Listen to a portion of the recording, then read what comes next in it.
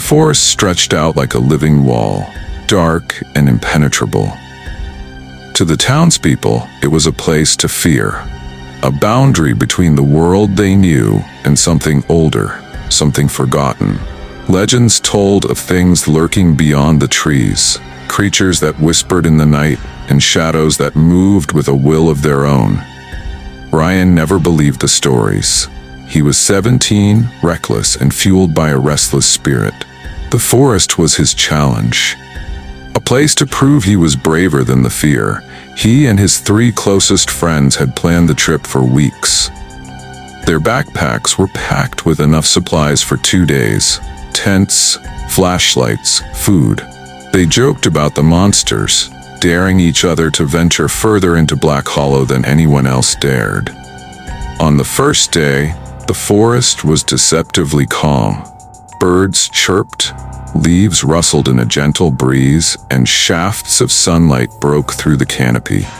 Ryan led the group confidently, pushing ahead, eager to find the clearing marked on his grandfather's old map, a spot rumored to be a site of ancient rituals. As the afternoon waned, the forest grew dense, the trees crowding closer, shadows stretching longer.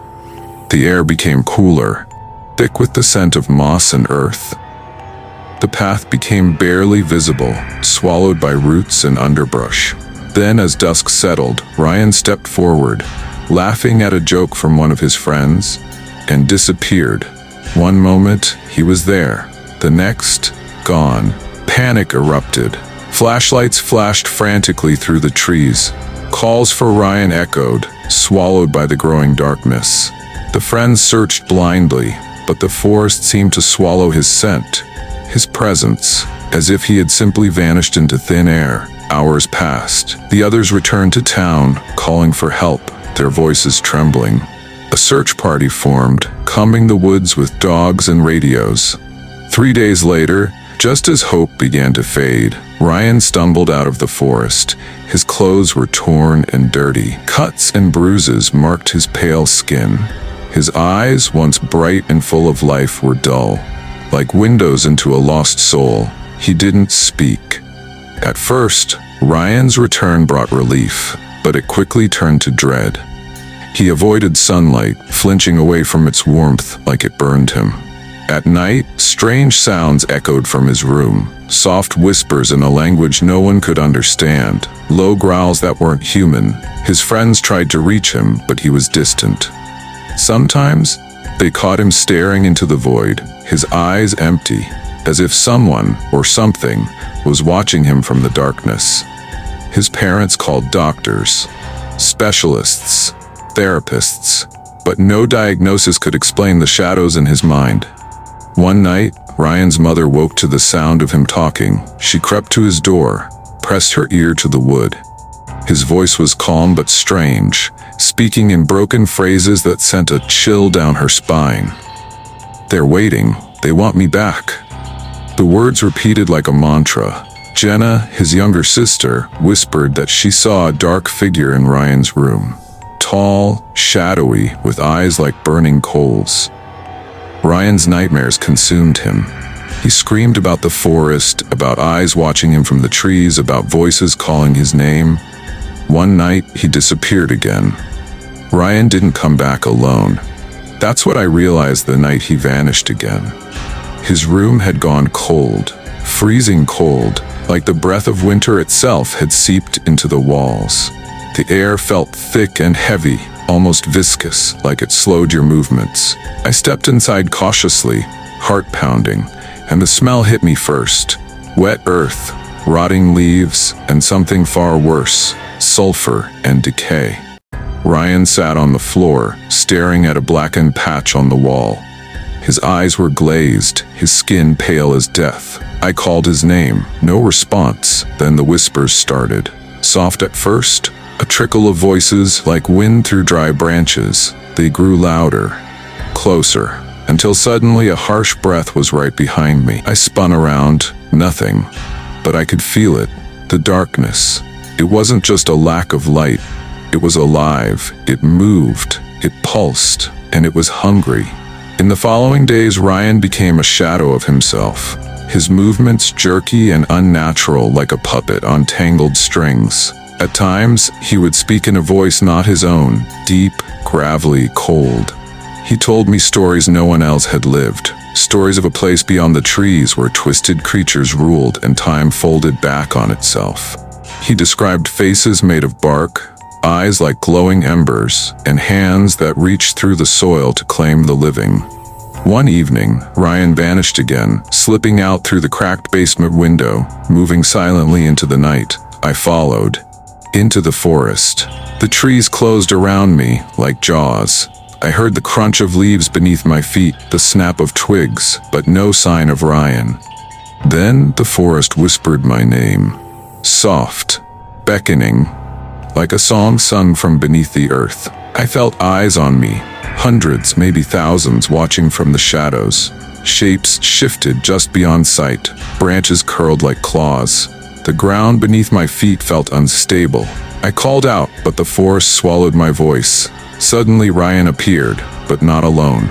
Behind him, shadows flickered and danced, faces melting into the bark, hands reaching out. He turned slowly, eyes black and empty. "They want me," he said. "And soon, they'll want you too." The forest wasn't just a place, it was a living entity. It watched, it waited, and it fed. After that night, nothing was the same. Ryan's eyes lost the last spark of humanity. He spoke less, moved slower, and sometimes I caught him standing motionless in the backyard, staring at the dark line of trees like they whispered secrets meant only for him. The forest had claimed a piece of his soul, and now it was reaching for mine. It began with dreams. Endless, twisting nightmares where the trees bent down to touch me, their bark rough and cold like skin. Roots slithered beneath me like snakes. Faces appeared in the knots of wood. Twisted, agonized, mouths screaming without sound. Ryan warned me not to go near the forest at night. "It's alive," he'd whisper, voice barely human. "It traps you. You don't leave." But the darkness was already inside me. One evening, the sky bled red as the sun set behind the trees. I heard Ryan's voice calling from the forest edge, weak, desperate. I followed, flashlight trembling in my hand. The trees seemed to close in, the path disappearing beneath thick moss and creeping vines. The air grew colder, the silence thicker. Suddenly, the ground beneath me gave way. I fell. I landed in a hollow, a hidden pit deep inside the forest. It was filled with old bones and rotted leaves. The stench of decay was suffocating. And in the center, a circle of ancient stones, carved with symbols I couldn't understand. Ryan was there, but not really. He stood rigid, eyes glazed, chanting in a voice that wasn't his. "Come to us. Come to us." I tried to grab him, to pull him away, but his skin was ice. Suddenly, the trees around the clearing began to move, branches twisting, reaching, grabbing. Roots slithered like snakes, wrapping around my legs, pulling me down. I screamed. The last thing I saw before the darkness swallowed me was Ryan's face, twisting into a cruel smile, eyes black as night. The forest doesn't let go. When I woke up, I was alone. The cold earth pressed against my skin. My limbs ached like I had been buried alive. Above me, the canopy blocked the sky, a shifting mosaic of dark green and shadow. I clawed my way out of the pit, lungs burning, and stumbled through the underbrush. The forest was silent, too silent. No birds, no rustling leaves, just an oppressive stillness that pressed on my chest like a weight. I found Ryan lying by a fallen tree, eyes closed. I called his name. No response. His skin was pale, almost translucent. When his eyes opened, they weren't his own. Black pools stared back, empty and bottomless. He whispered, voice barely audible, "You came back. You're next." From that moment, Ryan was changed beyond recognition. He moved like a shadow, barely human, slipping through the house's halls like a ghost. At night, I heard strange sounds, scraping, breathing, whispers just beyond comprehension. One evening, the power cut out. In the darkness, I saw shapes moving in the corners of the room. Thin, twisted figures with glowing eyes. Ryan was speaking to them, or maybe they were speaking through him. He told me about the forest's hunger, how it needed new souls to feed its endless growth. He said it wanted me. Days passed in a haze of fear and exhaustion. The forest's grip extended beyond the trees, into our town, into our lives. Neighbors whispered of strange lights in the woods, animals vanished, people stopped coming home. And Ryan was slipping away. One night, he vanished again. I found a note in his handwriting. If you want to live, don't go into the forest. But if you hear the calling, don't answer. The forest was calling me now, and I knew. The nightmare was only beginning. The forest wasn't just calling Ryan anymore, it was calling me. At first, it was subtle, the whisper of wind through leaves, a faint melody carried on the night air. But soon, the sound grew louder, a siren song pulling at my mind, tugging me toward the trees. I tried to resist. I locked the doors, shut the windows, but the calling found me in my dreams, in my thoughts. I saw flashes, flickers of faces with hollow eyes, gnarled hands reaching out, voices begging to be heard. Ryan's face haunted me, his empty eyes warning of a fate I couldn't escape. One night, the calls became unbearable. I followed the sound to the edge of the forest, heart pounding, breath ragged. The trees swayed as if alive, bending toward me like hands reaching out. The forest floor opened beneath me. I fell through roots and soil into a vast underground cavern. It was filled with glowing fungi, twisted trees growing upside down, and a pool of black water that reflected stars I'd never seen.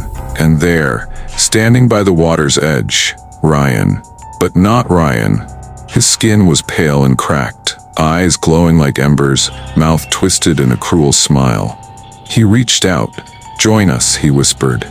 The cavern echoed with whispers, souls trapped between worlds, caught in the forest's grasp. I struggled against invisible chains, the earth pulling me deeper.